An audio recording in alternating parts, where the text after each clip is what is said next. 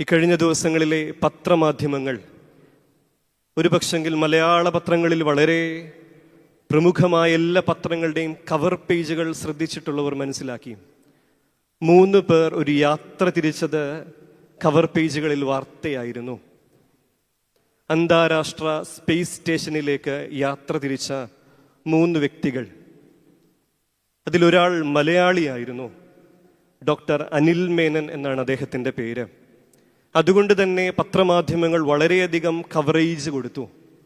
മലയാള മനോരമ പത്രത്തിൻ്റെ തലക്കെട്ട് വിധമായിരുന്നു, പോയി വരൂ അനിലേ എന്ന് പറഞ്ഞ്. ഒരു യാത്രയ്ക്ക് തിരിക്കുമ്പോൾ പോലും അതിലുപരിയായി ഒരു മടങ്ങിവരവിനെ പറ്റിയാണ് കൂടുതലായി പ്രതീക്ഷയോടെ കാത്തിരിക്കുന്നത് നമുക്കവിടെ ദർശിക്കുവാൻ സാധിക്കും.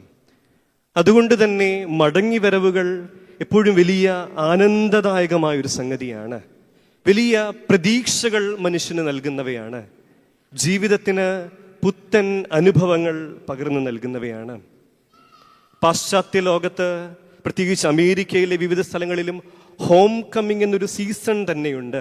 മടങ്ങിവരവിനെ ആഘോഷമാക്കുന്ന, ഉത്സവമാക്കുന്ന ദിനങ്ങൾ. അത് സ്കൂൾ കോളേജ് തലങ്ങളിലാണ് കൂടുതലായി ആഘോഷിക്കുന്നത്. വീണ്ടും ഒരു പുതിയ വർഷം ആരംഭിക്കുമ്പോൾ കുഞ്ഞുങ്ങൾ വീണ്ടും മടങ്ങി വരുന്നതിനെ അവർ ആഘോഷമായി കാണുന്ന ഒരിടം. നമ്മുടെ ജീവിതത്തിൻ്റെ അനുദിന ചുറ്റുപാടുകളിൽ നോക്കുമ്പോഴും മടങ്ങിവരവുകൾക്ക് സാധ്യത അന്വേഷിക്കുന്ന ഒരു ലോകത്താണ് ഞാനും നിങ്ങളുമൊക്കെ ആയിരിക്കുന്നത്. ലോകമെമ്പാടും കായിക ലോകം പ്രത്യേകിച്ച് അതിൻ്റെ ഫുട്ബോൾ മാമാങ്കത്തിൻ്റെ ഫൈനലിന് വേണ്ടി കാത്തിരിക്കുന്ന ദിവസങ്ങളാണല്ലോ. അവിടെയും ശ്രദ്ധിച്ചാൽ അറിയാം, മുൻപ് ലോകകപ്പ് നേടിയ 2 ടീമുകളാണ് മാറ്റുരയ്ക്കുന്നത്. 2010 വിജയിച്ച സ്പെയിനും 2022 കഴിഞ്ഞ വർഷം ലോകകപ്പ് നേടിയ അർജന്റീനയും എന്തിനാണ് മാറ്റുരയ്ക്കുന്നത് എന്ന് ചോദിച്ചാൽ, വീണ്ടും ഒരു മടങ്ങിവരവ്. ലോകത്തിൻ്റെ നെറുകയിൽ, കായിക ലോകത്തിൻ്റെ നെറുകയിലേക്കൊരു മടങ്ങിവരവിന് വേണ്ടിയുള്ള വലിയ പോരാട്ടത്തിൻ്റെ ദിവസങ്ങൾ. രാഷ്ട്രീയ ചുറ്റുപാടുകളിലേക്ക് നോക്കിയാലും അവിടെയും മടങ്ങിവരവുകൾക്ക് വലിയ പ്രാധാന്യമുണ്ട്. രാഷ്ട്രീയ ചുറ്റുപാടിൽ അതിന് അധികാരത്തിലേക്കുള്ളൊരു മടങ്ങിവരവാണ്. കേരളത്തിൻ്റെ പശ്ചാത്തലം നമ്മൾ പഠിക്കുമ്പോൾ, മനസ്സിലാക്കുമ്പോൾ, 10 വർഷത്തിന് ശേഷം അധികാരത്തിലേറിയ സർക്കാർ അതിനെ ആഘോഷമായി കരുതുമ്പോൾ, പ്രതിപക്ഷം ഇനിയും തുടർന്ന ഒരു ഭരണത്തിലേക്ക് ഏത് വിധം മടങ്ങി വരുവാൻ സാധിക്കും എന്നുള്ള ചിന്തയിൽ അകപ്പെട്ടിരിക്കുന്ന, ചിന്തയിൽ ആ പദ്ധതികൾ മെനയുന്ന ദിവസങ്ങളിലാണ് ഞാൻ കടന്നു പോകുന്നത്. അങ്ങനെയെങ്കിൽ മടങ്ങിവരവുകൾ എല്ലാ കാലത്തും പ്രസക്തമായ ഒരു കാര്യമാണ്. വലിയ തയ്യാറെടുപ്പുകളോടെ, വലിയ പദ്ധതികൾ ആവിഷ്കരിച്ചുകൊണ്ട് ഏത് വിധേനയും തിരികെ എത്തുവാൻ ഉള്ളൊരു വലിയ ശ്രമം നമുക്ക് അവിടെ കാണുവാൻ സാധിക്കും. മനുഷ്യ ജീവിതത്തെ സംബന്ധിച്ചിടത്തോളവും ഈ മടങ്ങിവരവുകൾ വലിയ സാധ്യതകളുടെ ഒരു ലോകമാണ് തുറക്കുന്നത്. എങ്കിലും അവിടെ ഒരു വലിയ അനിശ്ചിതത്വം കൂടെ കടന്നു വരുന്നു. ചില മടങ്ങിവരവുകൾ വലിയ പ്രതീക്ഷയുടെ, സന്തോഷത്തിൻ്റെ ദിവസങ്ങളാണെങ്കിൽ, ചില മടങ്ങിവരവുകൾ മനുഷ്യന്റെ മനസ്സുകളെ നൊമ്പരത്തിൻ്റെ അനുഭവത്തിലേക്ക്, വേദനയുടെ താഴ്ചകളിലേക്ക് വീഴ്ത്തപ്പെടുന്നവയാണ്.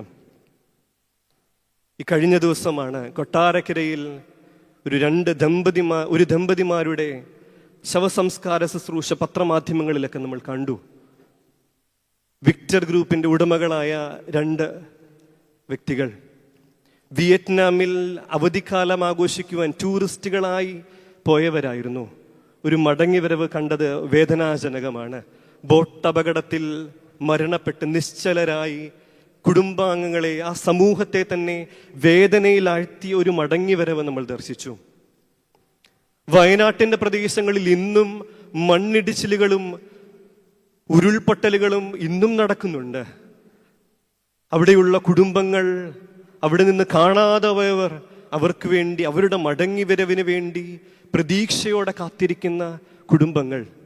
സെമിനാരി പഠന കാലയളവിൽ ചൂരൽമലയിൽ സന്ദർശിക്കുവാൻ, ആ പ്രദേശങ്ങളൊക്കെ സന്ദർശിക്കുവാൻ ഇടയായി. അവിടെയുള്ള ഭവനങ്ങളിലൊക്കെ ഇന്നും കാണാതെ പോയവർക്ക് വേണ്ടി അവർ പ്രതീക്ഷയോടെയാണ് കാത്തിരിക്കുന്നത്. ഒരു പക്ഷെങ്കിൽ എന്നെങ്കിലും അവർ ജീവനോടെ മടങ്ങി വരുമെന്നുള്ളൊരു വലിയ നൊമ്പരഭാരത്തോടെ, പ്രതീക്ഷയുടെ നൊമ്പരഭാരത്തോടെ ജീവിക്കുന്നവരെ നമുക്ക് കാണുവാൻ സാധിക്കും. ചൈനയിലും വെള്ളപ്പൊക്കം ഈ ദിവസങ്ങളിലുണ്ടായി.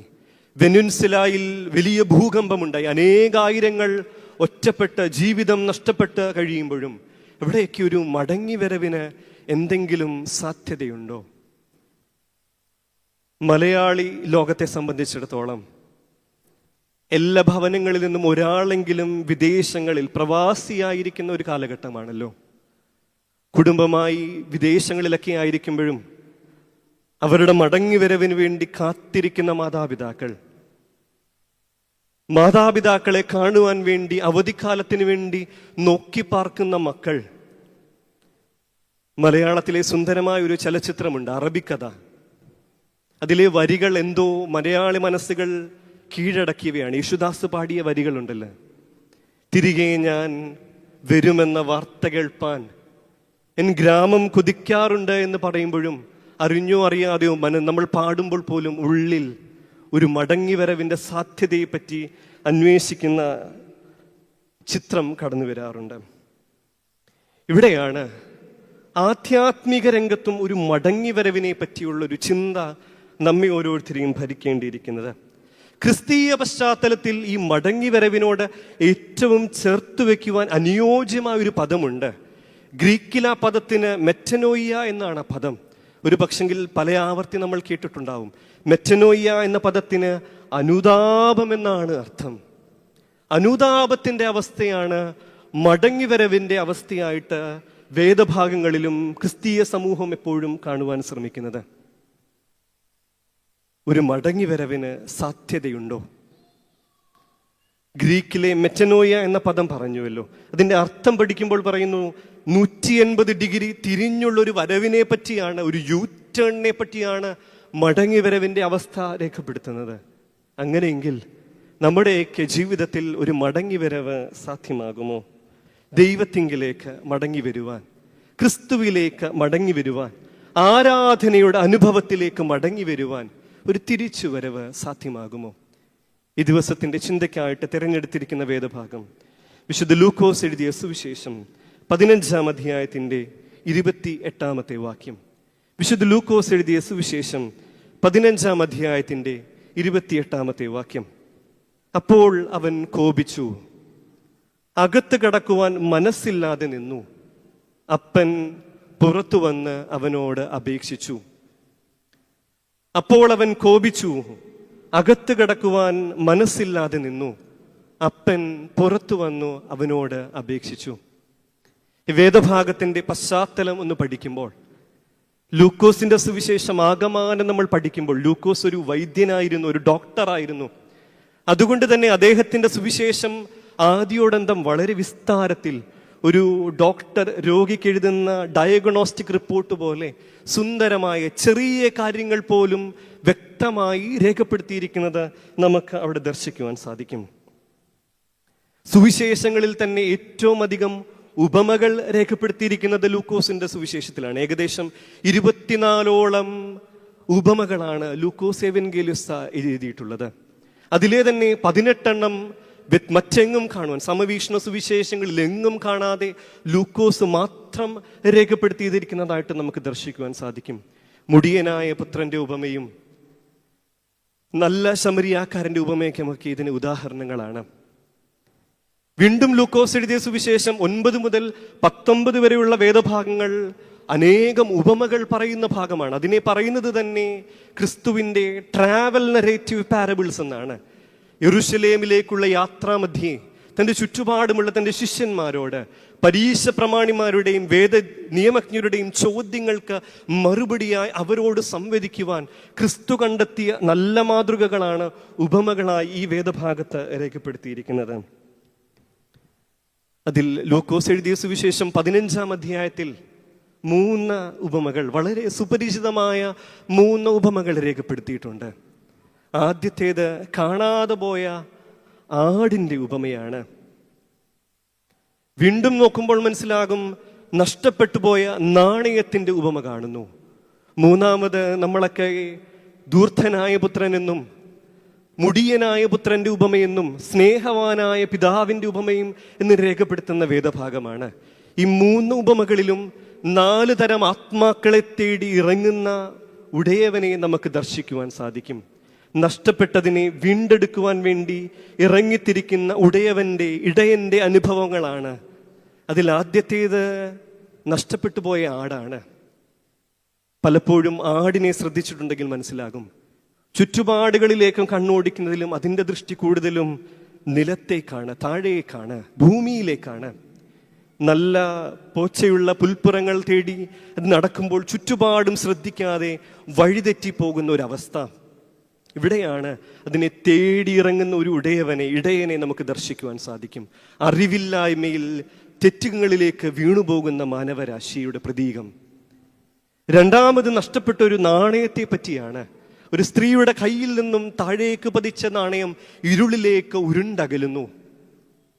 ചുറ്റുപാടുമുള്ളവരുടെ പ്രവൃത്തികൾ മൂലം നഷ്ടപ്പെട്ടു പോകുന്ന ജീവൻ ഹോമനത്തിന്റെ അവസ്ഥയിൽ എത്തപ്പെടുന്ന ജീവിതങ്ങളെയാണ് അവർ രേഖപ്പെടുത്തുന്നത്.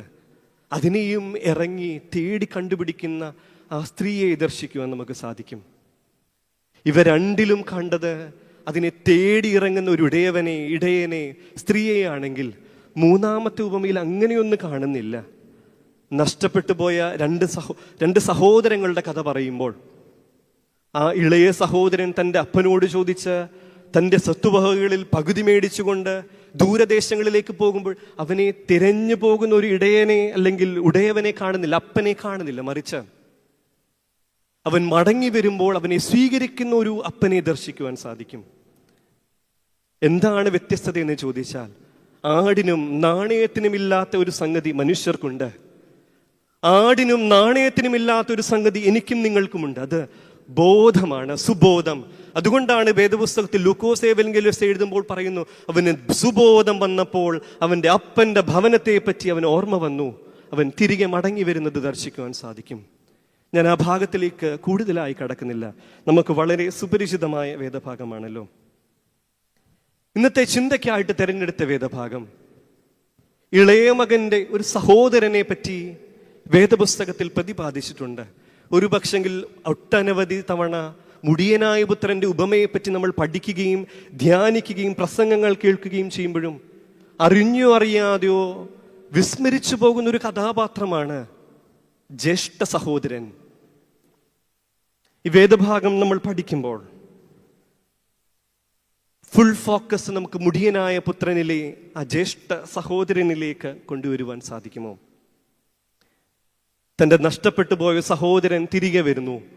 പിതാവ് അവനെ സ്നേഹപൂർവ്വം ആലിംഗനം ചെയ്ത് മോതിരമണിയിച്ച് കാലിൽ ചെരുപ്പിടിവിച്ച് വീട്ടിലെ തന്നെ ഏറ്റവും നല്ല കാളക്കുട്ടിയെ അറുത്ത് വലിയ ഉത്സവമായ പ്രതീതിയുള്ള ഭവനമായിരിക്കുമ്പോൾ വയലിലെ ജോലിയിൽ നിന്നും മടങ്ങി വരുന്ന മൂത്ത സഹോദരൻ, അവൻ വന്നപ്പോൾ തന്നെ ദൂരെ നിന്ന് ശ്രദ്ധിച്ചു. ഭവനത്തിൽ വലിയ ആഘോഷം. എന്തേ, ഞാനറിയാതെ എന്തെങ്കിലും ആ ഭവനത്തിൽ? അവൻ ഉടനെ ബാല്യക്കാരെ വിളിച്ച് അന്വേഷിക്കുകയാണ്, എന്താണ് അവിടെ നടക്കുന്നത്? അപ്പോൾ ബാല്യക്കാരൻ പറയുന്നു, നിന്റെ നഷ്ടപ്പെട്ടു പോയ സഹോദരൻ സൗഖ്യത്തോടെ തിരികെ വന്നു എന്ന് കണ്ടപ്പോൾ പിതാവ് വലിയ കാളക്കുട്ടിയെ അറുത്ത് ഉത്സവത്തിന്റെ പ്രതീതിയിൽ ആചരിക്കുകയാണ് എന്ന്. അവിടെയാണ് 15-ാം അധ്യായത്തിന്റെ 28-ാം വാക്യം. അപ്പോൾ അവൻ കോപിച്ചു, അകത്ത് കടക്കുവാൻ മനസ്സില്ലാതെ നിന്നു. പിതാവ് ഇറങ്ങി വന്ന് അവനോട് അപേക്ഷിച്ചു എന്ന്. സ്വയമേ ആ ഒരു അവസ്ഥയിൽ നിന്ന്, സന്തോഷത്തിന്റെ അനുഭവത്തിൽ നിന്നും സ്വയമേ മാറി നിൽക്കുന്ന ഒരു മനുഷ്യനെ നമുക്കിവിടെ ദർശിക്കുവാൻ സാധിക്കും. an act of self excommunication, സ്വയം മാറി നിൽക്കുന്ന ഒരു അനുഭവം. സന്തോഷത്തിന്റെ വലിയ അനുഭവത്തിലൂടെ ആ കുടുംബം കടന്നു പോകുമ്പോഴും അതിനോട് പങ്കുകൊള്ളുവാൻ താല്പര്യമില്ലാതെ മുഖം തിരിച്ചു നിൽക്കുന്ന ഒരു മകനെ നമുക്ക് ഇവിടെ ദർശിക്കുവാൻ സാധിക്കും. വാതിലുകൾ വിശാലമായി തുറന്നിട്ടിരിക്കുകയാണ്. അവിടെ മുഖം തിരിഞ്ഞു നിൽക്കുന്ന മകൻ. ഇത് ആധുനിക ലോകത്തിന്റെ വലിയൊരു പ്രതീകമായിട്ട് കാണുവാൻ ഞാൻ ആഗ്രഹിക്കുകയാണ്. ആധുനിക ലോകത്തും നമുക്ക് ഇതുപോലെയുള്ള അനേകം സന്ദർഭങ്ങൾ നമ്മളുടെ വ്യക്തി ജീവിതങ്ങളിൽ, കുടുംബജീവിതങ്ങളിൽ, സമൂഹ ജീവിതങ്ങളിൽ, സഭാജീവിതത്തിലും ദർശിക്കുവാൻ സാധിക്കും. അവസരങ്ങൾ നിലനിൽക്കെ, സാധ്യതകൾ ഉണ്ടായിരിക്കെ സ്വയം മാറി നിൽക്കുന്ന അനുഭവങ്ങൾ. പ്രിയ ദൈവജനമേ, ഇവിടെയാണ് ഈ വേദഭാഗത്തിന് ഏറ്റവും പ്രസക്തിയേറുന്നത്. ആ പിതാവ് വന്ന മകനോട് പറയുന്ന വാക്കുകൾ 31, 32 ഭാഗങ്ങളിൽ വാക്യങ്ങളിൽ കാണുന്നുണ്ട്, മകനെ നീ എപ്പോഴും എന്നോട് കൂടെയുണ്ടല്ലോ, എനിക്കുള്ളതെല്ലാം നിന്റേതാകുന്നു. നിന്റെ ഈ സഹോദരനോ അവൻ മരിച്ചവനായിരുന്നു, ഇപ്പോൾ ജീവിക്കുന്നു, അവൻ കാണാതെ പോയിരിക്കുന്നു, കണ്ടെത്തിയിരിക്കുന്നു. ആകയാൽ സന്തോഷിച്ച് ആനന്ദിക്കേണ്ടത് ആവശ്യമായിരുന്നു എന്ന് പറഞ്ഞ മൂത്ത മകനെ പ്രബോധിപ്പിക്കുന്ന ചിന്തകൾ വേദഭാഗം നമുക്ക് ദർശിക്കുവാൻ സാധിക്കും. 2 ചിന്തകൾ നമുക്ക് ഈ വേദഭാഗത്തിൽ നിന്നും ഉൾക്കൊള്ളുവാൻ സാധ്യമാകണം. ഈ ധ്യാനത്തിൽ 2 ചിന്തകളാണ് പ്രധാനമായും നിങ്ങളോടൊപ്പം പങ്കുവെക്കുവാൻ ഞാൻ ആഗ്രഹിക്കുന്നത്. പിതാവിനോടൊപ്പമായിരുന്നിട്ടും ആ സ്വഭാവ വിശേഷണങ്ങൾ, ആ ഗുണങ്ങൾ സായുക്തമാക്കുവാൻ സാധ്യമാകാതെ പോകുന്ന ഒരു മൂത്തപുത്രനെ നമുക്ക് ദർശിക്കുവാൻ സാധിക്കും. പിതൃഭവനത്തിൻ്റെ സുഖസന്തോഷങ്ങളിലായിരിക്കുമ്പോഴും അതിലേക്ക് കടക്കുവാൻ വിസമ്മതിച്ച് മാറി നിൽക്കുന്ന ഒരു മകനെ നമുക്കിവിടെ ദർശിക്കുവാൻ സാധിക്കും. ഒന്നാമതായി പിതാവ് ആ മകന് കൊടുക്കുന്ന ഉത്ബോധനം അവൻ്റെ സ്വത്വബോധം തിരിച്ചറിയുവാൻ വേണ്ടിയുള്ളതാണ്. അവൻ്റെ ഐഡന്റിറ്റിയെ പറ്റി തിരിച്ചറിയുവാൻ വേണ്ടിയുള്ളൊരു വലിയ സന്ദേശമാണ് നൽകുന്നത്. A call to identify his identity. മൂത്ത മകനിൽ പ്രകടമാകുന്ന ആദ്യ ഭാവം അവൻ ആരാണെന്നുള്ളൊരു ബോധ്യം അവന് നഷ്ടമാവുകയാണ്. അവന്റെ സഹോദരൻ മടങ്ങി വരുമ്പോൾ ഇത്രയും നാളും കാണാതെ പോയ എൻ്റെ സഹോദരൻ തിരിച്ചു വന്നല്ലോ എന്നുള്ള ചിന്തയല്ല അവനെ ഭരിക്കുന്നത്. അതിനോട് മുഖം തിരിഞ്ഞു നിൽക്കുന്ന, പിന്തിരിഞ്ഞു നിൽക്കുന്ന, വിമുഖമായി നിൽക്കുന്ന മൂത്ത മകനെ നമുക്ക് ഇവിടെ ദർശിക്കുവാൻ സാധിക്കും. ആ മകൻ പിതാവിനുമായിട്ടുള്ള സംസാരം വേദപുസ്തകത്തിൽ പഠിക്കുമ്പോൾ കാണുന്നുണ്ട്. പിതാവിനോട് പറയുകയാണ്, ഞാൻ നിനക്ക് ദാസ്യവേല ചെയ്യുന്നു എന്ന്. വീണ്ടും കാണുന്നുണ്ട്, അവന്റെ സ്വന്തം സഹോദരനെ അവൻ വിശേഷിപ്പിക്കുന്നത് നിന്റെയായി മകൻ. അവൻ തിരികെ വന്നിരിക്കുന്നു. അവൻ പോയപ്പോഴുള്ള കുറ്റങ്ങളെ എണ്ണി പറയുവാൻ ശ്രമിക്കുകയാണ്. അവൻ ആരാണെന്നുള്ളൊരു ബോധ്യം, അവന്റെ സ്വന്തം ഐഡന്റിറ്റിയെ പറ്റിയുള്ള ഒരു ബോധ്യം ആ മനുഷ്യന് നഷ്ടമായിരിക്കുന്നു.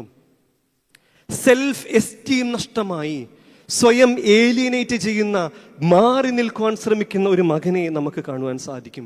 സഹോദരനെ സഹോദരൻ എന്നുപോലും വിശേഷിപ്പിക്കുവാൻ ആ മനുഷ്യൻ തുനിയുന്നില്ല. അവൻ്റെ ഐഡന്റിറ്റിയെ പറ്റി അവൻ നഷ്ടമായിരിക്കുന്നു. അവൻ്റെ ഐഡന്റിറ്റിയെ പറ്റിയുള്ള ഒരു ബോധ്യം, സ്വത്വബോധം നഷ്ടമായിരിക്കുന്നു. അവനവിടെ ശ്രമിക്കുന്നത് അവൻ്റെ സഹോദരനെ ന്യായീകരിക്കുവാനല്ല, മറിച്ച് ഡീമോറലൈസ് ചെയ്യുവാൻ വേണ്ടി, അവൻ്റെ കുറ്റങ്ങളെ എണ്ണി എണ്ണി പറയുവാൻ. നിന്റെ സ്വത്ത് നാനാവിധമാക്കി, അവൻ വേശ്യമാരോടൊത്ത് പാർത്ത് ദുർനടപ്പിലായിരുന്നു, ഇങ്ങനെയുള്ള കുറ്റങ്ങൾ എണ്ണി എണ്ണി പറയുവാൻ. വീണ്ടും കാണുന്നുണ്ട്, അവൻ സ്വയം പറയുകയാണ്, ഞാൻ നിനക്ക് ദാസ്യവേല ചെയ്തു. കഴിഞ്ഞ കാലങ്ങളിൽ ഇവിടെ ആയിരുന്നിട്ടും എൻ്റെ കൂട്ടുകാരോടൊത്ത് ഉല്ലസിക്കുവാൻ വേണ്ടി ഞാൻ ഒന്നും എനിക്ക് നീ തന്നില്ല. കുറ്റങ്ങൾ ഏറ്റുപറയുന്നൊരവസ്ഥ. അവൻ്റെ ഐഡന്റിറ്റിയെ പറ്റി ബോധ്യം അവന് നഷ്ടമായപ്പോൾ അവനുണ്ടായ മാറ്റം ഇവിടെ പ്രകടമാവുകയാണ്. പ്രിയ ദൈവജനമേ, ഇന്ന് എൻ്റെയും നിങ്ങളുടെയും അവസ്ഥ അറിഞ്ഞോ അറിയാതെ ഈ മൂത്ത സഹോദരനോട്, പുത്രനോട് തുല്യമായിരിക്കുന്നു. ബന്ധങ്ങൾ തിരിച്ചറിയുവാൻ കഴിയാത്ത വിധം അന്ധത ബാധിച്ചിരിക്കുന്ന ഒരു ലോകത്താണ് ഞാനും നിങ്ങളുമൊക്കെ ആയിരിക്കുന്നത്. സഹോദര കൂടപ്പിറപ്പുകളെ തിരിച്ചറിയുവാൻ കഴിയാത്ത വിധം നമുക്ക് തിമിരം ബാധിച്ചിരിക്കുന്നു. ജന്മം കൊടുത്ത മാതാപിതാക്കളെ തിരിച്ചറിയുവാൻ കഴിയാത്ത വിധം അന്ധതയുള്ളൊരു ലോകം, തലമുറ വളർന്നു വന്നുകൊണ്ടിരിക്കുന്നു. ജന്മം നൽകിയ മക്കളെ മനസ്സിലാക്കുവാൻ കഴിയാത്ത വിധം സ്വന്തം പിടിവാശികൾക്ക് വേണ്ടി മക്കളുടെ ജീവിതം നഷ്ടമാക്കുന്ന മാതാപിതാക്കളും ഇന്ന് ദർശിക്കുവാൻ, അവരുടെ ജീവിതവും നമുക്ക് ദർശിക്കുവാൻ സാധിക്കും.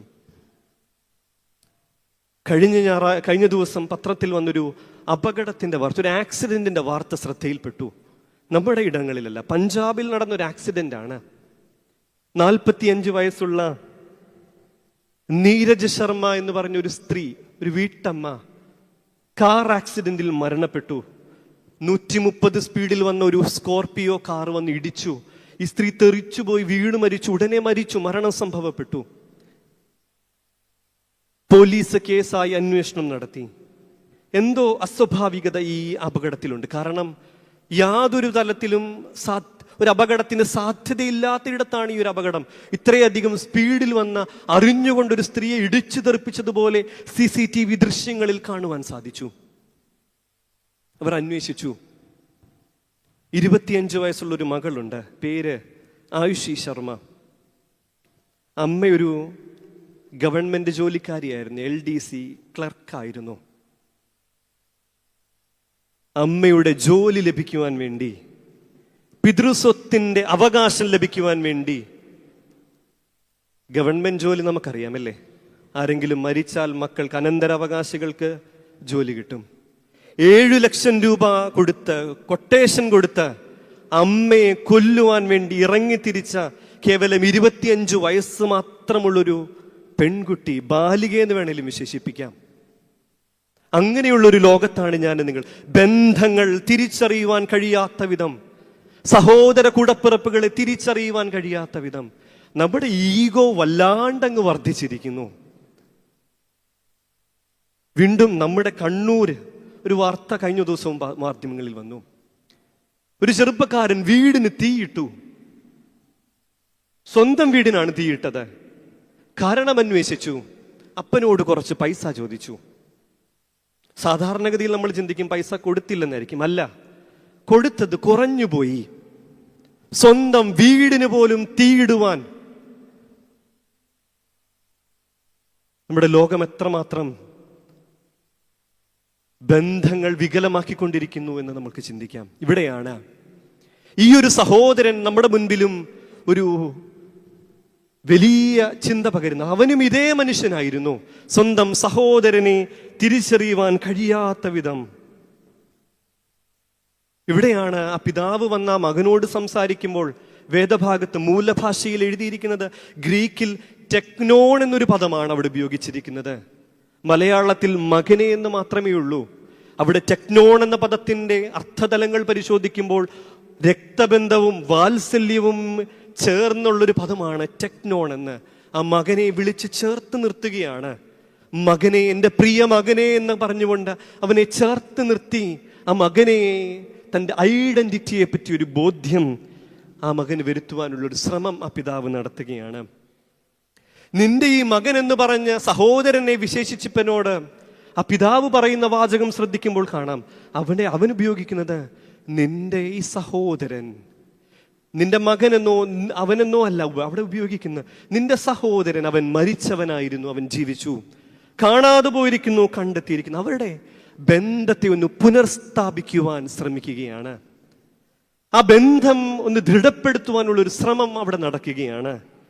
രണ്ടുപേരും ദാസന്മാരല്ല, രണ്ടുപേരും പുത്രന്മാരാണെന്നുള്ളൊരു ബോധ്യത്തിലേക്ക് വളർത്തുവാൻ ആ പിതാവ് ശ്രമിക്കുകയാണ്. അവിടെയാണ് പറയുന്നത്, എനിക്കുള്ളതെല്ലാം നിന്റേതാണ്, എൻ്റെ അവകാശമെല്ലാം നിന്റേതാണെന്ന് വീണ്ടും ആണയിട്ട് ആ മനുഷ്യൻ ഓർമ്മിപ്പിക്കുവാൻ ശ്രമിക്കുന്നത്, നീ അന്യനല്ല, നീ എൻ്റെ സ്വന്തമാണെന്നുള്ളൊരു ചിന്ത ആ മനുഷ്യനിലേക്ക് വരുത്തുവാൻ സാധിക്കുന്നു.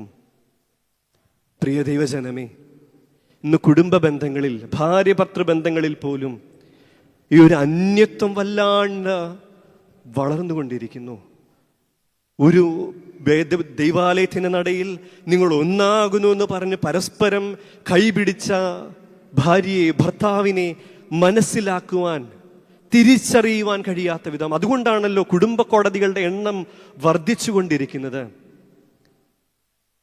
ജന്മം കൊടുത്ത മാതാപിതാക്കളെ ഉപേക്ഷിക്കുവാൻ പോലും മടിയില്ലാത്ത, അനാഥാലയങ്ങളിൽ കൊണ്ടാക്കുവാൻ പോലും മടിയില്ലാത്ത, അവിടെ കൊണ്ടാക്കുന്നവർക്കെതിരെ കേസ് കൊടുക്കുവാൻ പോലും മടിയില്ലാത്തൊരു ലോകത്തെ ഞാനും നിങ്ങളുമായിരിക്കുമ്പോൾ ബന്ധങ്ങൾ വികലമാകുന്നു, നമ്മൾക്ക് അന്ധത ബാധിച്ചിരിക്കുന്നു. ഇവിടെയാണ് ആ പിതാവ് അവരെ ഓർമ്മിപ്പിക്കുന്നത്, അതൊന്ന് പുനർവിചിന്തനം ചെയ്യുവാൻ, നിന്റെ ബന്ധത്തെ പറ്റിയൊരു ബോധ്യം. നമ്മുടെയൊക്കെ ഭവനങ്ങളിൽ ഒന്ന് ചിന്തിച്ചേ, പറഞ്ഞു തീർക്കാൻ കഴിയാത്ത പ്രശ്നങ്ങളുണ്ടോ? ഒന്ന് മനസ്സിരുത്തി സമാധാനപരമായി ഒന്ന് ഇരുന്ന് സംസാരിച്ചാൽ തീരാത്ത പ്രശ്നങ്ങൾ നമ്മുടെ ഇടങ്ങളിലുണ്ടോ? അത് മാതാപിതാക്കളും മക്കളും തമ്മിലായാലും, സഹോദര കൂടപ്പിറപ്പുകൾ തമ്മിലായാലും, ഭാര്യ ഭർത്താക്കന്മാരുടെ ഇടയിലായാലും ഒന്ന് ഇരുന്ന് സംസാരിച്ചാൽ, സമാധാനപരമായി ഒന്ന് ഹൃദയം തുറന്ന് ഉള്ളിലെ വേദനകളെ ഒന്ന് പകർന്നാൽ തീരാത്ത പ്രശ്നങ്ങളുണ്ടോ? ഇവിടെയാണ് ബന്ധങ്ങൾ വികലമായി കൊണ്ടിരിക്കുന്നു. പ്രിയ ദൈവജനമേ, ഇത് കേവലം ഭൗതിക തലത്തിലുമല്ല, ആധ്യാത്മിക തലത്തിലും ഈ ബന്ധത്തിന് വികലത വന്ന് സംഭവിച്ചിരിക്കുന്നു. ദൈവവുമായിട്ടുള്ള മനുഷ്യബന്ധം അന്യം നിന്നുകൊണ്ടിരിക്കുന്നു. നമ്മളൊക്കെ പെരിഫറൽ വിശ്വാസികളായി, പാരമ്പര്യ വിശ്വാസികളായി അറിഞ്ഞോ അറിയാതെയോ മാറിക്കൊണ്ടിരിക്കുകയാണ്. പാരമ്പര്യ വിശ്വാസ സങ്കല്പങ്ങൾ. അപ്പനും അമ്മയും വിശ്വാസത്തിലായിരുന്നത് കൊണ്ട് ഞാനും ഈ വിശ്വാസത്തിൽ വന്നു. വിവാഹം കഴിച്ച് വന്ന ഭവനം വിശ്വാസത്തിലായിരുന്നത് കൊണ്ട് ഈ വിശ്വാസത്തിൽ ഇങ്ങനെയൊക്കെ പോകുന്നു. നമ്മൾ പാരമ്പര്യ വിശ്വാസ സങ്കല്പങ്ങൾക്ക് മാത്രം ഉൾച്ചുരുങ്ങിക്കൊണ്ടിരിക്കുകയാണ്. പ്രിയ ദൈവജനമേ, ഇവിടെയാണ് അനുഭവിച്ചറിഞ്ഞ ഒരു ദൈവസങ്കല്പമില്ലേ, ദൈവവിശ്വാസമില്ലേ, കഴിഞ്ഞ കാലങ്ങളിൽ നമ്മളെ കരം പിടിച്ച് നടത്തിയ ഒരു ബോധ്യം, ദൈവബോധ്യം, അതിൽ കൂടുതലായി അടിയുറച്ച് വിശ്വസിക്കുവാൻ, ആ ബന്ധത്തെ ഒന്ന് പുനർസ്ഥാപിക്കുവാൻ.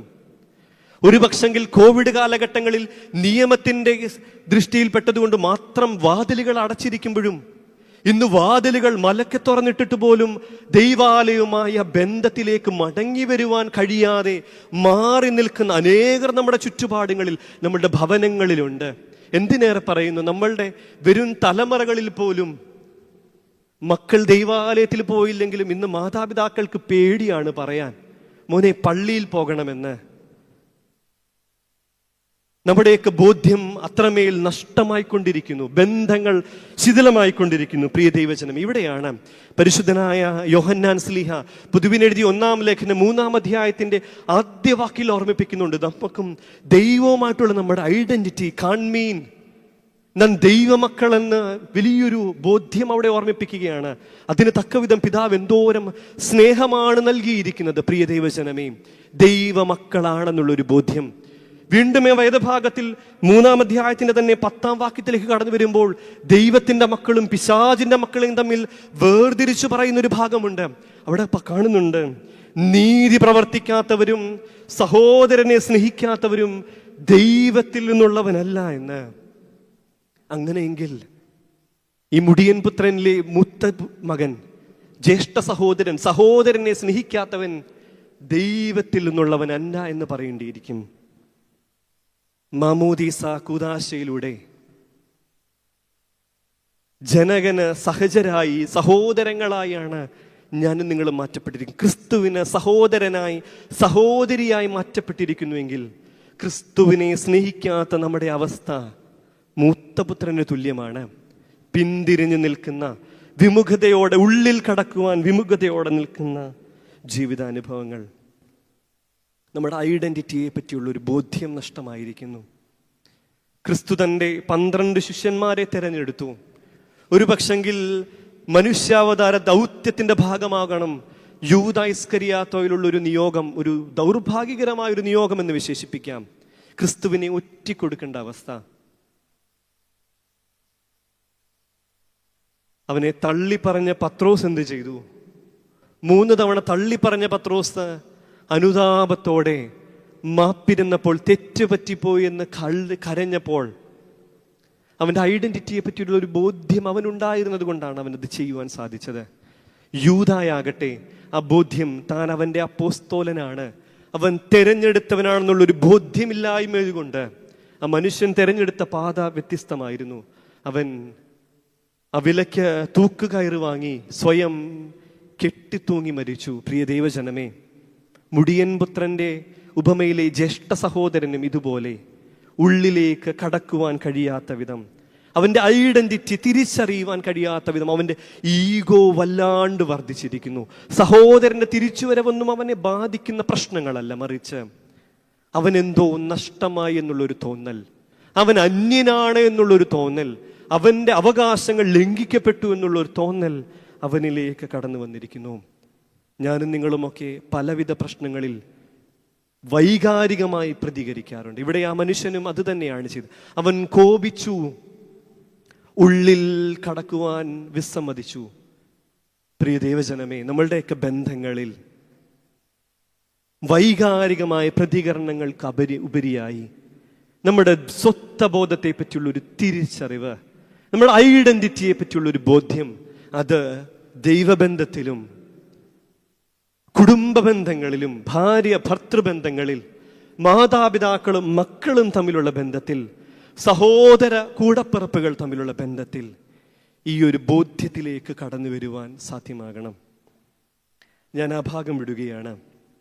ഒന്നാമത് നമ്മൾ ദർശിച്ചു, ആ മകൻ, മൂത്ത മകന്റെ ഒരു പ്രതികരണമായിരുന്നു. അവൻ കോപിച്ചുള്ളിൽ കടക്കാതെ അവൻ്റെ ഐഡന്റിറ്റിയെ പറ്റി ബോധ്യം നഷ്ടപ്പെടുത്തി സ്വന്തം സഹോദരനെ അപ്പൻ്റെ മകനെന്നും അപ്പൻ്റെ ദാസ്യവേല ചെയ്തുവെന്നും ഒക്കെയുള്ള ചിന്തകൾ. പ്രിയ ദൈവജനം, നമ്മുടെ ഐഡന്റിറ്റിയെ പറ്റി ഒന്ന് വിചിന്തനം ചെയ്യുവാൻ നമുക്ക് സാധ്യമാകണം. രണ്ടാമതായി, ആ പിതാവ് മകനോട് വന്ന് സംസാരിക്കുമ്പോൾ അവിടെ ദർശിക്കുവാൻ സാധിക്കുന്നത്, അവനെ വലിയൊരു സന്തോഷത്തിൻ്റെ അനുഭവത്തിലേക്ക്, ജീവിതത്തിൻ്റെ ആനന്ദത്തിൻ്റെ അനുഭവത്തിലേക്ക് ക്ഷണിക്കുന്നത് നമുക്ക് ദർശിക്കുവാൻ സാധിക്കും. ജീവന്റെ സന്തോഷത്തിലേക്ക് കടന്നു വരുവാനുള്ളൊരു വിളി, ജീവന്റെ സന്തോഷത്തിലേക്ക് കടന്നു വരുവാനുള്ളൊരു വിളി. A call to the joy of eternal life. നിത്യജീവന്റെ സന്തോഷത്തിന്റെ അനുഭവത്തിലേക്കുള്ളൊരു ക്ഷണം നമുക്ക് അവിടെ ദർശിക്കുവാൻ സാധിക്കും. ഇവിടെ 2 പദങ്ങളാണ് ആ മകൻ, നഷ്ടപ്പെട്ടു പോയ മകനെ പറ്റി പിതാവ് പറയുമ്പോൾ പറയുന്നുണ്ട്. അവൻ മരിച്ചവനായിരുന്നു, വീണ്ടും കാണുന്നത് അവൻ കാണാതെ പോയിരുന്നു. ഈ 2 പദങ്ങളാണ് അവിടെ പ്രമുഖമായി നമുക്ക് അവിടെ ദർശിക്കുവാൻ സാധിക്കുന്നത്. എന്താണ് മരണത്തിന്റെ അവസ്ഥ? എന്താണ് കാണാതെ പോകുന്നതിന്റെ അവസ്ഥ? വേദപുസ്തകത്തിന്റെ ആദ്യ താളുകളിൽ, ഉൽപ്പത്തി പുസ്തകത്തിൽ ദൈവം തന്റെ സാദൃശ്യത്തിലും സ്വരൂപത്തിലും മനുഷ്യനെ സൃഷ്ടിച്ചു, ആദമിനെയും ഹവ്വയെയും. അവരെ വലിയൊരു തോട്ടത്തിൽ ആക്കി, ഏദൻ തോട്ടത്തിൽ. അവർക്ക് നൽകിയൊരു കൽപ്പനയുണ്ടായിരുന്നു. എന്തായിരുന്നു ആ കൽപ്പന? തോട്ടത്തിന്റെ നടുവിലുള്ള വൃക്ഷങ്ങളിൽ നിന്ന്, 2 വൃക്ഷങ്ങളിൽ നിന്നും ഫലം ഭക്ഷിക്കരുത്. അവർ അനുസരണക്കേട് കാണിച്ചു. അപ്പോൾ വീണ്ടും പറയുന്നുണ്ട് അവിടെ, ഫലം തിന്നുന്ന നാളിൽ നീ മരിക്കുമെന്ന് രേഖപ്പെടുത്തുമ്പോൾ, ആദം എത്ര നാൾ ജീവിച്ചു എന്നാ രേഖപ്പെടുത്തിയിരിക്കുന്നേ? 900-ലധികം സംവത്സരം ജീവിച്ചിരുന്നു. മരിച്ചോ? ജീവിച്ചിരിക്കുമ്പോൾ മരിച്ചതായൊരു അവസ്ഥ, ജീവനോടെ ഇരിക്കുമ്പോൾ കാണാതെ പോകുന്ന മരണത്തിന്റെ അവസ്ഥ. അങ്ങനെയെങ്കിൽ മരണത്തിന്റെ അവസ്ഥയെപ്പറ്റി നമുക്ക് കൊടുക്കുവാൻ പറ്റും, ദൈവവുമായിട്ടുള്ള സംസർഗം, ബന്ധം നഷ്ടമാകുന്ന അവസ്ഥയെപ്പറ്റിയാണ് മരണമെന്ന് പറയുവാൻ സാധിക്കുന്നത്. ദൈവവുമായിട്ടുള്ള ബന്ധം നഷ്ടമാകുമ്പോൾ അത് മരണത്തിന്റെ അവസ്ഥയാണ്, അത് കാണാതെ പോകുന്ന അവസ്ഥയാണ്. മൂത്തപുത്രനോട് പറയുകയാണ്, ഇവൻ മടങ്ങി വന്നു, സന്തോഷിക്കേണ്ടത്, ആനന്ദിക്കേണ്ടത് ആവശ്യമായിരുന്നു എന്ന് പറഞ്ഞ് ഭവനത്തിലേക്ക് ക്ഷണിക്കുമ്പോൾ അതിൽ നിന്നും മാറി നിൽക്കുന്ന മൂത്തപുത്രൻ പ്രതിനിധാനം ചെയ്യുന്നത് ജീവിച്ചിരിക്കുമ്പോൾ തന്നെ മരണപ്പെട്ട മനുഷ്യരുടെ അവസ്ഥയെ പറ്റിയാണ്. നമ്മളെല്ലാവരും ഫോൺ ഉപയോഗിക്കുന്നവരാണ്. ഫോണിൽ അല്പം ഡിസ്റ്റർബൻസുകൾ, സംസാരിച്ചു കൊണ്ടിരിക്കുമ്പോൾ വിട്ടുവിട്ട് കേൾക്കുമ്പോഴൊക്കെ നമ്മൾ അറിഞ്ഞോ അറിയാതെയോ പറയാറില്ലേ, റേഞ്ചില്ലെന്ന് തോന്നുന്നു, ഞാനൊന്ന് മാറി നിൽക്കട്ടെ, അല്പം ക്ലിയർ അല്ല, ഒന്ന് തിരിച്ച് വിളിക്കാം, ഒന്ന് മാറി ഡ്രൈവ് ചെയ്യുവാണെങ്കിൽ പറയും ഒന്ന് നിർത്തിയിട്ട് വിളിക്കാം. വീട്ടിൽ വൈഫൈ ഒക്കെ ഉപയോഗിക്കുന്ന ആധുനിക തലമുറയോട് ചോദിച്ചാൽ പറയും വൈഫൈ വീടിന്റെ നടുക്ക് വെക്കണം. എന്തിനാ? ഏതെങ്കിലും ഒരു മൂലയ്ക്ക് മാറ്റി വെച്ചാൽ റേഞ്ച് കിട്ടത്തില്ല. 2-3 ഭിത്തികളൊക്കെ വന്നാൽ പിന്നെ പറയും ഒട്ടും റേഞ്ചില്ല. റേഞ്ചിനോട് ചേർന്നിരിപ്പാൻ, ദൈവവുമായുള്ള ബന്ധത്തിൽ ആ ഒരു കണക്ടിവിറ്റിയോട് ചേർന്ന് നിൽപ്പാൻ എനിക്കും നിങ്ങൾക്കും സാധ്യമാകുമോ? അറിഞ്ഞോ അറിയാതെയോ മൂത്തപുത്രൻ ഭവനത്തിൽ കടക്കുവാൻ പോലും വിസമ്മതിച്ചുകൊണ്ട് മാറി നിൽക്കുമ്പോൾ, പിതാവുമായുള്ള സംസർഗത്തിൽ നിന്നും അകലുമ്പോൾ അത് മരണത്തിന്റെ അവസ്ഥയിലേക്കാണ് എത്തപ്പെടുന്നത്.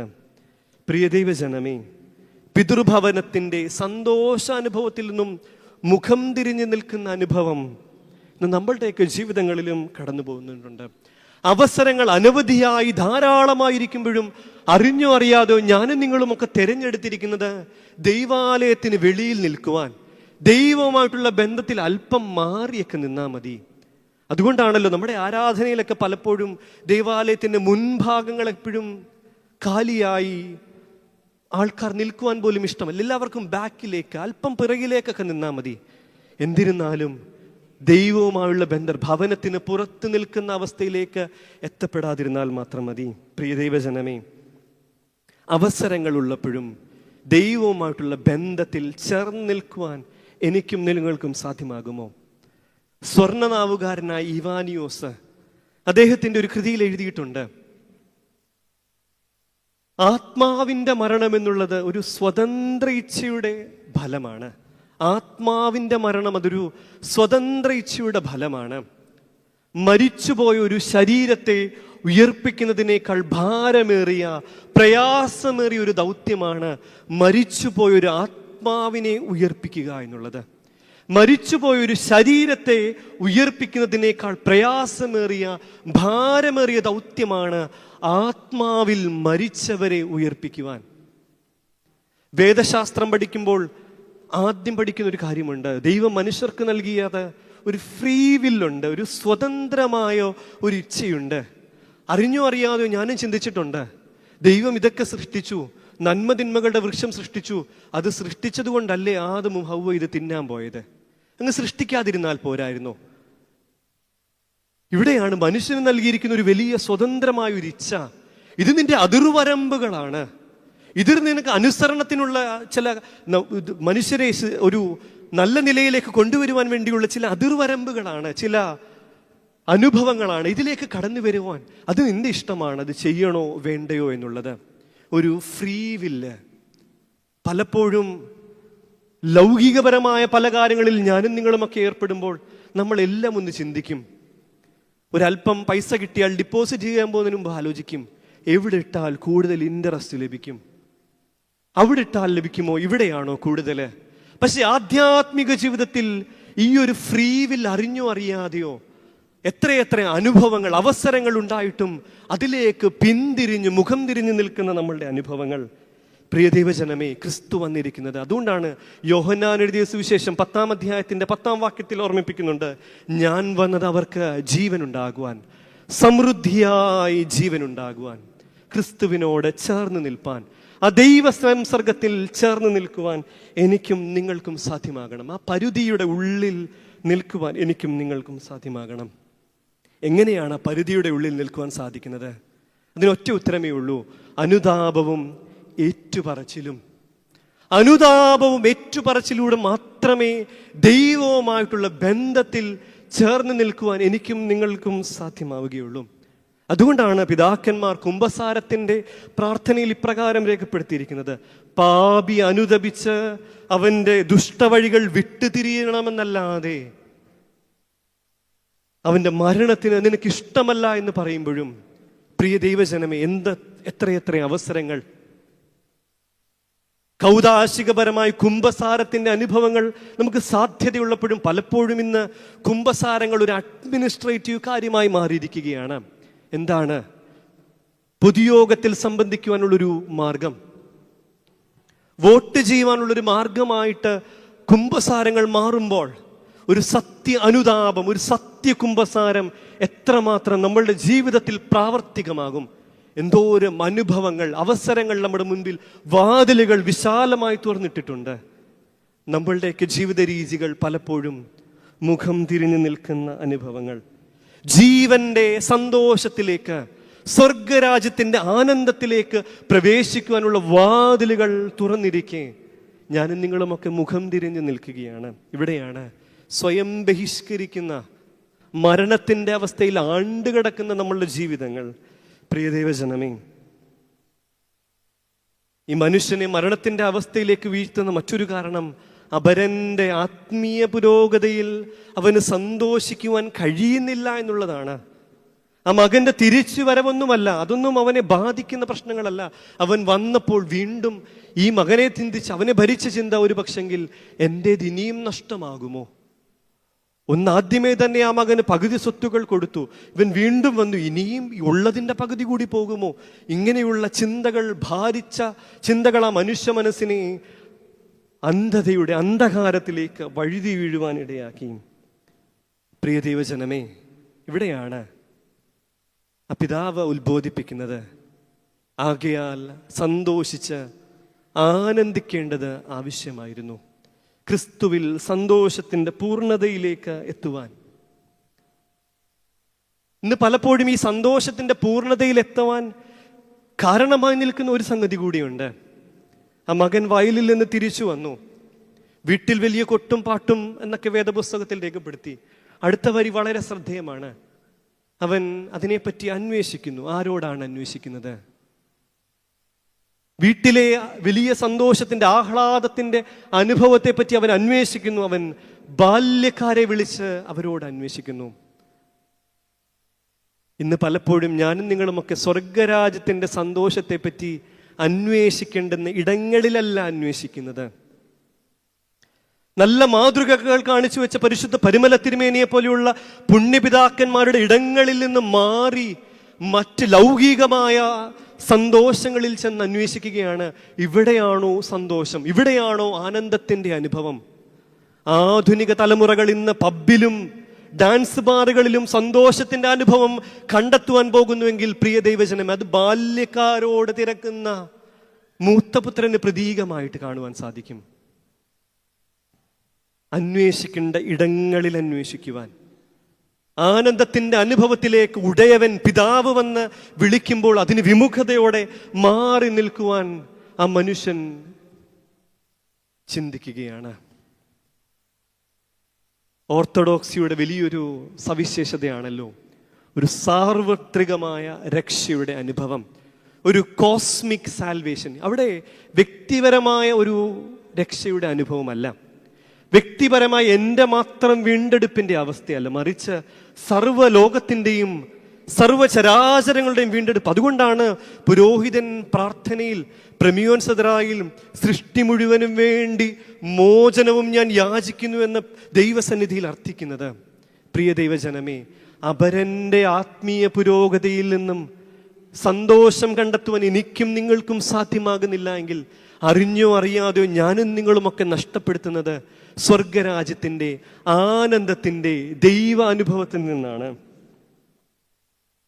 ആദ്യ സഹോദരങ്ങൾ ഹാബേലും കായേന്റെയും കഥ നമുക്കറിയാം. അവർ രണ്ടുപേരും ദൈവത്തിന് യാഗമർപ്പിച്ചു. ദൈവം ഒരുവന്റെ യാഗത്തിൽ ഇഷ്ടപ്പെട്ടില്ലെന്നല്ല എഴുതിയിരിക്കുന്നത്. വേദപുസ്തകം പറയുന്നത് കായേന്റെതിലും ഉത്തമമായ യാഗം ഹാബേല് കഴിച്ചു എന്ന് പറയുമ്പോഴും ഒരു ചെറിയ അസൂയയുടെ അംശം, സഹോദരൻ എന്തോ കൂടുതൽ ലഭിച്ചു എന്നുള്ള ഒരു ചിന്ത. പരീശനും ചുങ്കക്കാരനും ദേവാലയത്തിൽ വന്ന് പ്രാർത്ഥിച്ചതും ക്രിസ്തു പറയുന്നുണ്ട്. ചുങ്കക്കാരൻ വന്നിട്ട് പറഞ്ഞു, ഞാൻ പാപിയാണ്, സ്വർഗത്തിലേക്ക് പോലും നോക്കുവാൻ എനിക്ക് സാധ്യമല്ല, എന്നോട് കരുണ ചെയ്യണം.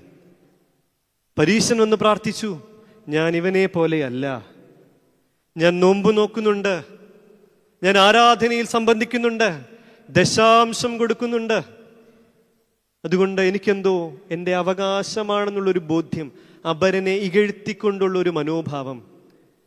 നമ്മുടെയൊക്കെ ജീവിതത്തിലും അറിഞ്ഞോ അറിയാതെ മനസ്സിലെങ്കിലും ഞാനും നിങ്ങളുമൊക്കെ ചിന്തിക്കത്തില്ലേ, ഓ അവൻ പള്ളിയിൽ പോലും പോകത്തില്ല, ഞാൻ പ്രാർത്ഥനയ്ക്ക് പോകുന്നു, നോമ്പ് നോക്കുന്നു, ബുധനും വെള്ളിയും ഉപവസിക്കുന്നു, എന്നിട്ടും എനിക്കെന്തേ ഈ പ്രശ്നങ്ങൾ, എനിക്കെന്തേ ഇത്രയും വേവലാതികൾ, ജീവിതത്തിന്റെ നൊമ്പരത്തിന്റെ അനുഭവം. അവരെന്ത് സുഖ സൗകര്യങ്ങളിലാണ് ജീവിക്കുന്നത്. അറിഞ്ഞോ അറിയാതെയോ നമ്മുടെ ചിന്തകൾ അപരന്റെ പുരോഗതിയിൽ നമ്മളെ തന്നെയാണ് അത് പ്രശ്നത്തിൽ കൊണ്ടെത്തിക്കുന്നത്. പ്രിയ ദൈവജനമേ, ഒന്ന് സ്വയം ചിന്തിക്കുവാൻ, മറ്റുള്ളവരുമായിട്ടുള്ള ഒരു കമ്പാരിസന്റെ അവസ്ഥയൊന്നും ആവശ്യമില്ല, മറിച്ച് സ്വയം. ആ ചുങ്കക്കാരന്റെ പ്രാർത്ഥന ആ വേദഭാഗത്ത് കാണുന്നുണ്ട്. അവൻ നീതീകരിക്കപ്പെട്ടവനായി മടങ്ങിപ്പോയെങ്കിൽ പ്രിയരെ, സ്വയം സമർപ്പിക്കുമ്പോൾ പിതാവ് നമ്മെ ഇരുകൈകളും നീട്ടി ആനന്ദത്തിന്റെ, ജീവന്റെ, സന്തോഷത്തിന്റെ അനുഭവത്തിലേക്ക് ക്ഷണിക്കുമ്പോൾ അതിലേക്ക് കടന്നു കഴിഞ്ഞാൽ നീതീകരിക്കപ്പെട്ടവരായി തിരികെ പോകുവാൻ നമുക്ക് ഓരോരുത്തർക്കും സാധ്യമാകും.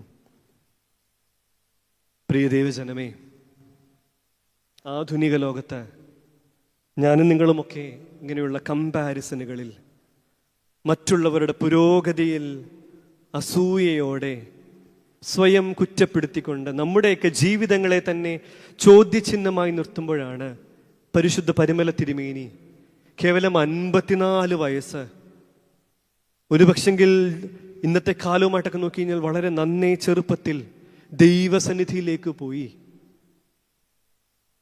എത്രയെത്ര മഹാരഥന്മാർ ഈ കഴിഞ്ഞ ദിവസമാണ് ദുബായിൽ വ്യക്തിപരമായി പരിചയമില്ലെങ്കിലും അനേകർ ഒരു ചെറുപ്പക്കാരനായ രഞ്ജിൻ എന്ന് പറഞ്ഞൊരു ചെറുപ്പക്കാരനെ പറ്റി പറഞ്ഞു. നല്ലൊരു ചെറുപ്പക്കാരൻ. ഇടവകയിലെ എല്ലാ ആധ്യാത്മിക സംഘടനകളിലും ശുഷ്കാന്തിയോടെ അനേകരെ പ്രോത്സാഹിപ്പിച്ച്. കഴിഞ്ഞ ദിവസം ഒരു ഭവനത്തിൽ ചെന്നപ്പോൾ അവിടുത്തെ ദുബായിൽ നിന്ന് വന്ന ഒരു മകളുണ്ടായിരുന്നു. ആ ചേച്ചി പറയുമായിരുന്നു, എല്ലാ കാര്യങ്ങളും എന്തൊരു പോസിറ്റിവിറ്റി ആയിരുന്നു ആ മകൻ. പ്രത്യേകിച്ച് നല്ല പാട്ടുകാരനായിരുന്നത് കൊണ്ട് തന്നെ മത്സരങ്ങളിലൊക്കെ പോകുമ്പോൾ മറ്റുള്ളവർ ഭയന്ന് കിട്ടുമോ എന്നൊക്കെയുള്ള സംശയത്തിലൊക്കെ പറയുമ്പോൾ ആ ചെറുപ്പക്കാരൻ അവരെ അത്രമേൽ പ്രോത്സാഹനത്തോടെ കൂടി ഒരുമിച്ച് ചേർത്ത് നിർത്തുന്ന ഒരു മകൻ. എന്ത് ഒരു പക്ഷെങ്കിൽ ഒരു മടങ്ങിവരവ്, ദൈവസന്നിധിയിലേക്കുള്ള ഒരു മടങ്ങിവരവ് വളരെ പ്രത്യാശാപൂർവം. അതിന് 2 ദിവസം മുൻപ് ആ ചേച്ചി പറഞ്ഞതാണ്, 2 ദിവസം മുൻപ് വികാരി അച്ഛനെ വിളിച്ചു. ചെറുപ്പക്കാരനായ ഒരു കൊച്ചച്ഛൻ വന്നതേ ഉള്ളൂ. അച്ഛനുമായിട്ടുള്ള ദീർഘ സംസാരത്തിൽ ഇദ്ദേഹത്തിന്റെ മുഴുവൻ ജീവിതവും പറഞ്ഞു. കാരണം കുറെ നാളുകളായിട്ട് അച്ഛനൊന്ന് പേഴ്സണലായിട്ട് ഒരു ബന്ധം സ്ഥാപിക്കാൻ സാധിച്ചില്ല. അപ്പൊ അച്ഛൻ ഏറ്റവും അവസാനം ചോദിച്ചു പോലും, നീ എന്തിനാടാ ഇതൊക്കെ എന്നോട് ഇത്രയും ദീർഘമായി പറഞ്ഞു? അപ്പോൾ ആ മകൻ പറഞ്ഞു പോലും, ഞാനിതൊരു കുമ്പസാരമായിട്ടാണ് കരുതിയാൽ മതി. ഒരുക്കത്തോടെ പ്രത്യാശയോടെ ദൈവം ഏത് സമയത്ത് വിളിക്കുമ്പോഴും മുഖലജ്ജയില്ലാതെ ആ സന്നിധിയിലേക്ക് കടന്നു പോകുവാൻ ഒരുക്കമുള്ളവരായിരിക്കാൻ, ആനന്ദത്തിന്റെ ജീവന്റെ അനുഭവത്തിലേക്ക് പിതാവ് ക്ഷണിക്കുമ്പോൾ ഇരുകൈകൾ നീട്ടി വിളിക്കുമ്പോൾ ഉള്ളിലേക്ക് കടക്കുവാൻ എന്തേ എനിക്കും നിങ്ങൾക്കും വിസമ്മതം? പ്രിയ ദൈവജനമേ, ഞാൻ എൻ്റെ വാക്കുകളെ ചുരുക്കുകയാണ്. റോമർക്കെഴുതിയ ലേഖനത്തിൽ 12-ാം അധ്യായം 15-ാം വാക്യത്തിൽ പൗലോസ്ലീഹ ഓർമ്മിപ്പിക്കുന്നുണ്ട്, സന്തോഷിക്കുന്നവരോടൊപ്പം സന്തോഷിക്കുവാനും കരയുന്നവരോടൊപ്പം കരയുവാനും സാധ്യമാകുമോ? ആ ഒരു തലത്തിലേക്ക് വളരുമ്പോൾ ദൈവരാജ്യത്തിൻ്റെ, സ്വർഗരാജ്യത്തിൻ്റെ അനുഭവം, ആനന്ദത്തിൻ്റെ, സന്തോഷത്തിൻ്റെ അനുഭവത്തിലേക്ക് എത്തപ്പെടുവാൻ സാധിക്കും. ലൂക്കോസിന്റെ സുവിശേഷം 15-ാം അധ്യായത്തിലെ ഒരു പക്ഷെങ്കിൽ ടൈറ്റിലുകൾ പോലും മുടിയൻ പുത്രൻ, ധൂർത്തനായ പുത്രൻ എന്നൊക്കെ വിശേഷിപ്പിക്കുമ്പോൾ അറിഞ്ഞോ അറിയാതെയോ നമ്മളുടെ മനസ്സുകളിൽ ഇളയ സഹോദരനെ അല്ലേ ഇത്രയും കാലം ധൂർത്തപുത്രൻ എന്ന് വിശേഷിപ്പിച്ചത്? ഒന്ന് തിരിഞ്ഞു ചിന്തിച്ചേ. ഇളയ സഹോദരൻ ശരിയാണ്, ലോകത്തിന്റെ വഴികളിൽ നഷ്ടപ്പെട്ടു പോയെങ്കിലും മടങ്ങി വന്നു. മൂത്ത സഹോദരനാകട്ടെ, അവന്റെ സ്വത്വബോധം തിരിച്ചറിയുവാൻ കഴിയാതെ പിതൃഭവനത്തിനുള്ളിലേക്ക് പ്രവേശിക്കുവാൻ വിസമ്മതിച്ച് കോപിച്ച് പുറത്തു നിൽക്കുന്നു. ജീവന്റെ ആനന്ദത്തിന്റെ സന്തോഷത്തിലേക്ക് ക്ഷണം ലഭിച്ചിട്ടും വിമുഖതയോടെ മാറി നിൽക്കുന്നുവെങ്കിൽ ആരാണ് യഥാർത്ഥത്തിൽ ധൂർത്തപുത്രൻ? ആരാണ് യഥാർത്ഥത്തിൽ മുടിയനായ പുത്രൻ? പിതൃസന്നിധിയിലേക്ക് മടങ്ങി വന്നവനോ, അതോ ആധുനിക ലോകത്തിൽ എന്നെയും നിങ്ങളെയും പോലെ അല്പം മാറി അകന്ന് കേറണോ? വേണ്ടയോ?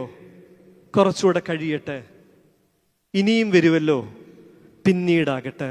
നമ്മളിങ്ങനെ മാറ്റിക്കൊണ്ടിരിക്കുകയാണ്.